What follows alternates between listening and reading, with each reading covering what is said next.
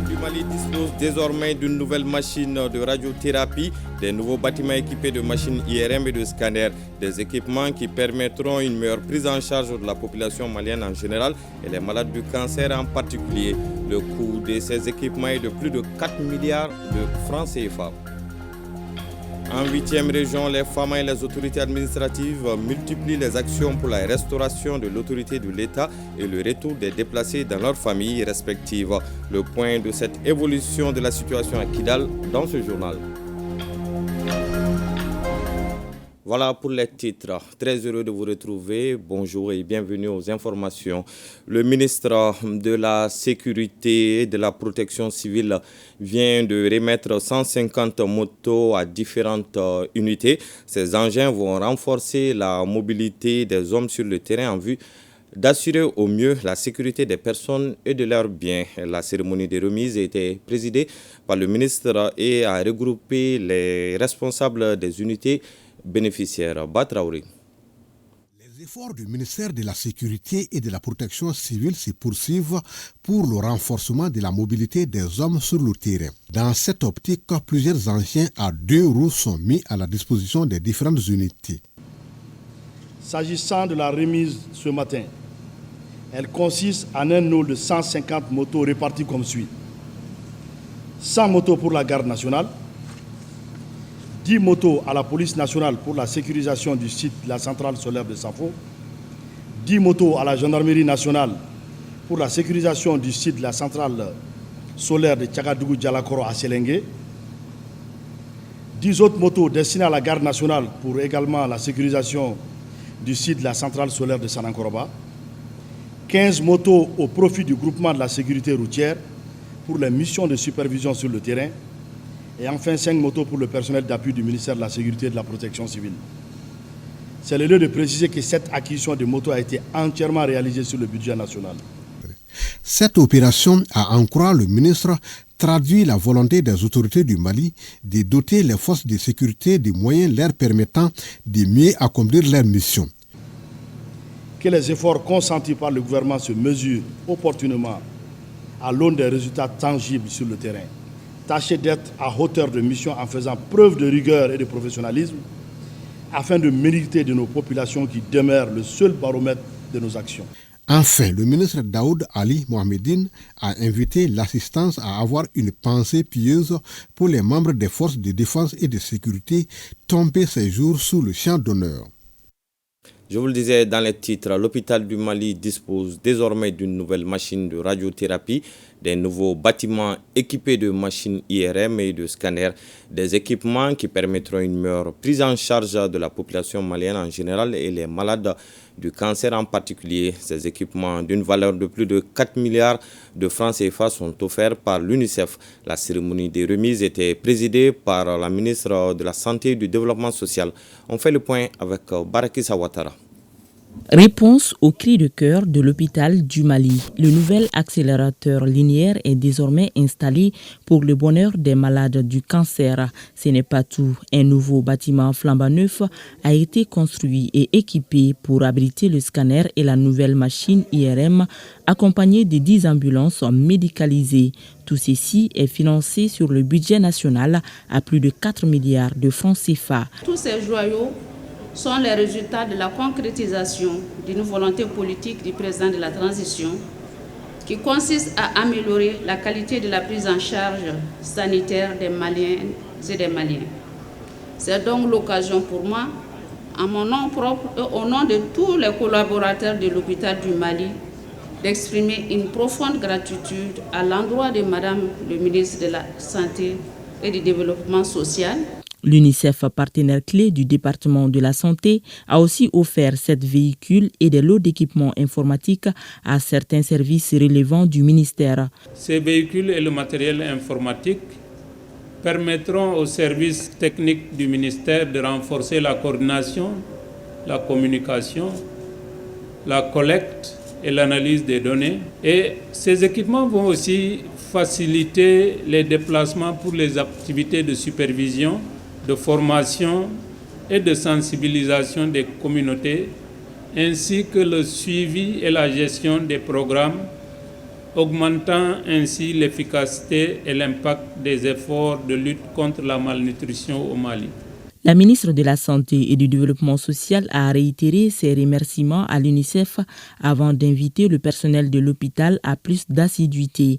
En dépit des efforts fournis par le personnel de l'hôpital du Mali, illustrant la bonne presse de cette structure, c'est l'occasion pour moi de vous demander de renforcer encore l'assiduité et la ponctualité au niveau des services car la volonté des plus hautes autorités du pays demeure l'amélioration des plateaux techniques dans nos établissements.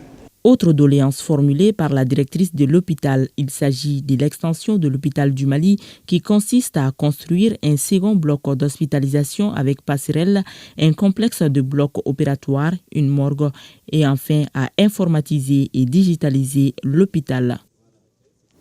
En 8e région, les FAMA et les autorités administratives multiplient les actions pour la restauration de l'autorité de l'État et le retour des déplacés dans leurs familles respectives.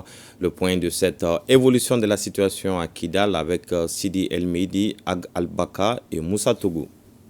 La quiétude et la fibre patriotique se renforcent à Kidal grâce aux efforts fournis par les autorités régionales et les forces armées maliennes FAMA qui ont permis à Kidal de renouer avec son savoir-vivre ses activités éducatives, sportives et culturelles pour le plus grand bonheur de ses habitants. L'administration se renforce afin de garantir l'autorité de l'État sur toute l'étendue de la région. L'appel que j'ai à lancer, à l'endroit de l'ensemble de la population de Kidal, des forces vives, de rester sereine.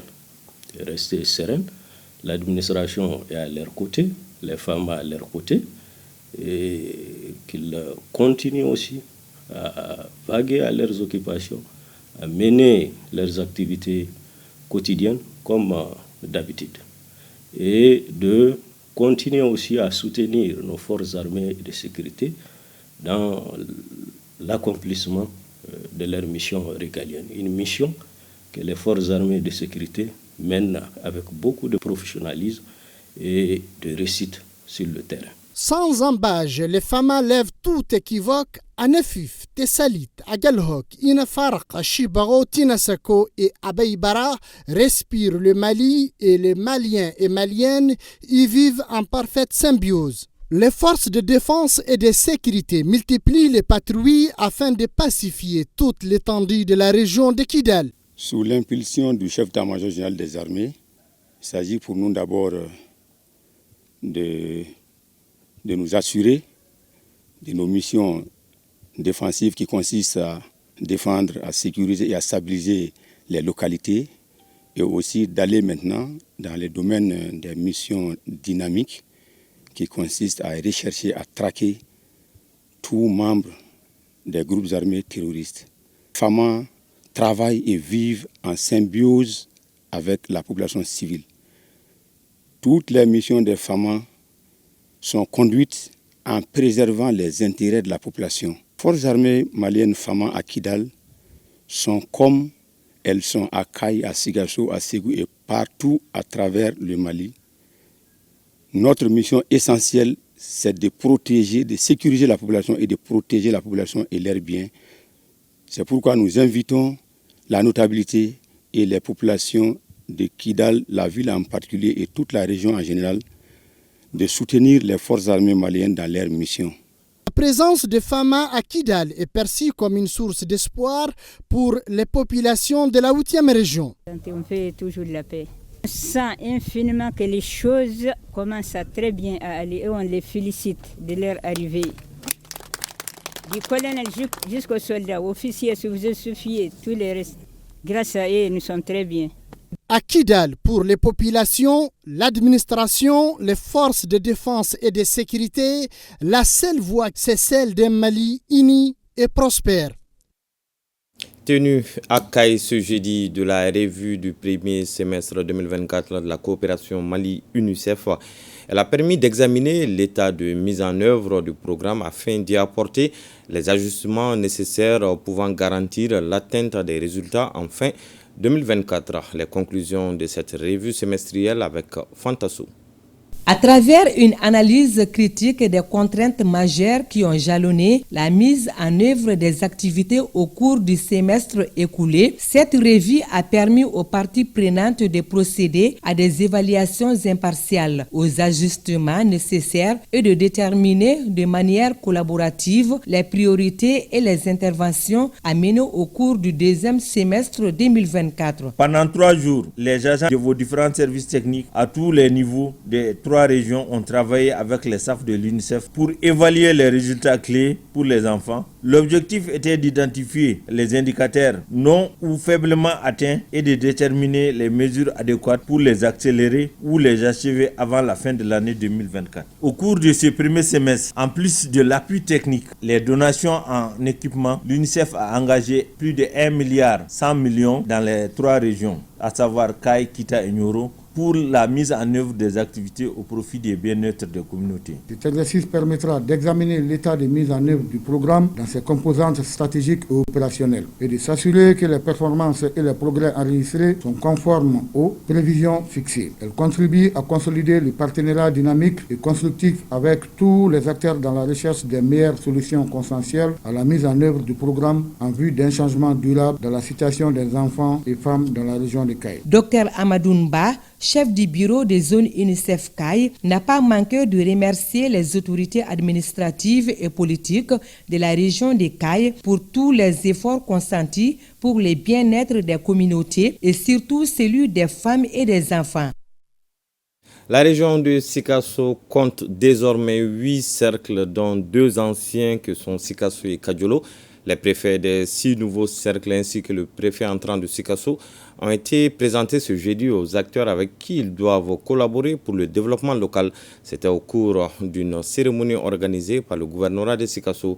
Le point avec Moustapha Doumbia et Taïrou Konati. Il s'agit de la présentation des préfets pour les 6 nouveaux cercles de la région de Sikasso, plus le préfet entrant du cercle de Sikasso.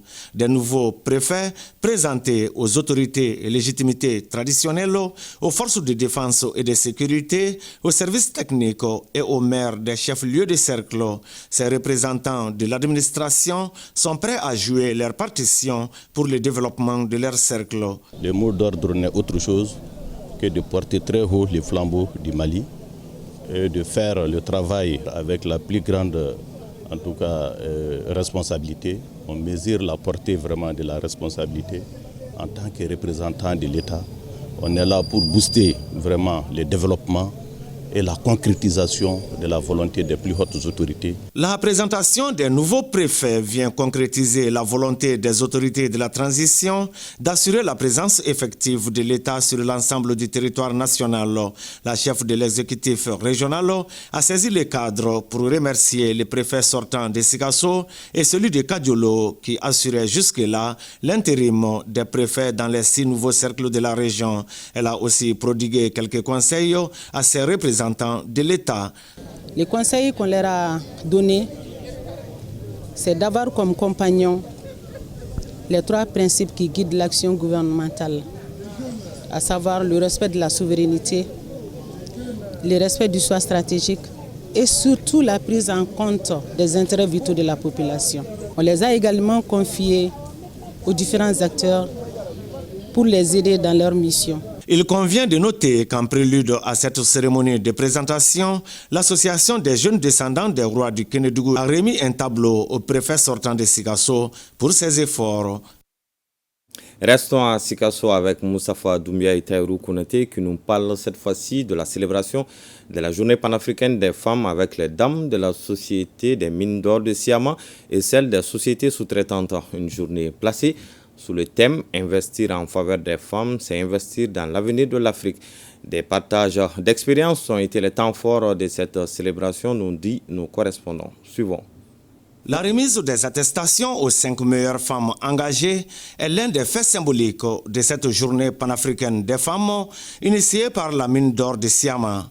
Une journée placée sous le thème « Investir en faveur des femmes, c'est investir dans l'avenir de l'Afrique ». Cette journée n'est pas seulement une commémoration, elle est aussi un puissant rappel de la force du potentiel et de l'esprit indomptable des femmes africaines. Si le personnel féminin de la mine ne dépasse pas encore 5%, la Direction générale de la société minière entend améliorer ces pourcentages.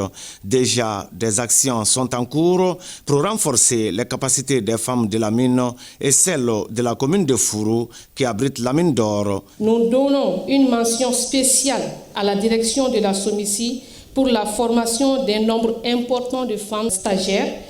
Les staffs sanitaires locaux ont été formés dans le cadre du renforcement de leurs capacités par des formateurs qualifiés et professionnels pour faire face aux besoins de la localité. Les femmes de la mine ont travaillé en étroite collaboration avec la jeunesse, les acteurs et les responsables de l'éducation dans la commune de Fourou afin d'encourager les filles à la réussite au niveau fondamental et secondaire dans leurs études. Votre travail est au cœur de notre chaîne de valeur. Et il est essentiel à la réalisation de nos objectifs. Sans votre expertise, votre énergie et votre engagement, nous ne pourrions atteindre les sommets. Des discussions, des témoignages et des partages d'expériences ont constitué d'autres temps forts de cette panafricaine des femmes.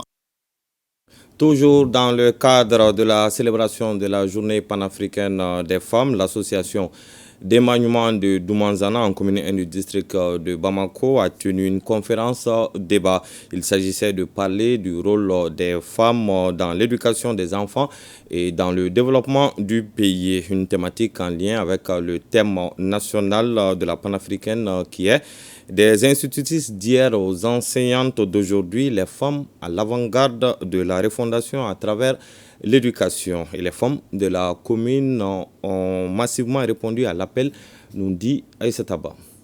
L'éducation malienne, depuis quelques années, est confrontée à diverses difficultés. Pour pallier les problèmes, l'association d'émaniement à Doumanzana en commune 1 du district de Bamako prête main forte aux autorités éducatives. Son cheval de bataille est l'implication de chaque femme au suivi régulier des enfants après l'école. D'où l'objet de cette conférence de débat avec comme thème « Rôle des femmes dans l'éducation des enfants et dans le développement du pays ».